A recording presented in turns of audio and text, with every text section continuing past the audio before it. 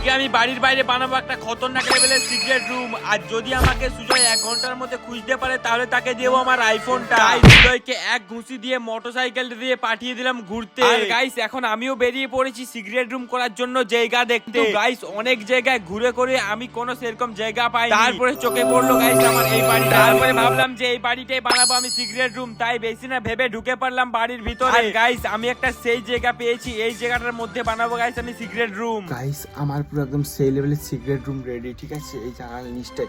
আর 1 ঘন্টা হয়ে গেছে, মনে হচ্ছে সুজয় ভাইও চলে এসছে। আর এদিকে গাইস সুজয় ভাইও আমাকে চলে এসেছে খোঁজার জন্য। তারপরে সেও বেরিয়ে গেল আমাকে খোঁজার জন্য। এদিকে সেদিকে সে ঘুরে কিন্তু আমাকে পেলো নি। তারপরে গাইস আমার সিক্রেট রুমের সাইড দিয়ে পেরিয়ে গেল, কিন্তু গাইস আমাকে দেখতে পাইনি। তো গাইস সুজয় ভাই আমার পাশ দিয়ে পেরিয়ে গেল, কিন্তু গাইস আমাকে দেখতে পাইনি। কিন্তু গাইস লাস্ট পর্যন্ত সুজয় ভাই ওই ঘরটায় ঢুকে কিন্তু আমাকে খুঁজে পেয়ে গেছে। তাই তার কথা মতো তাকে আইফোনটা দিয়ে দিলাম। আর তোমরা সাবস্ক্রাইব করো এরকম ভিডিও দেখার জন্য।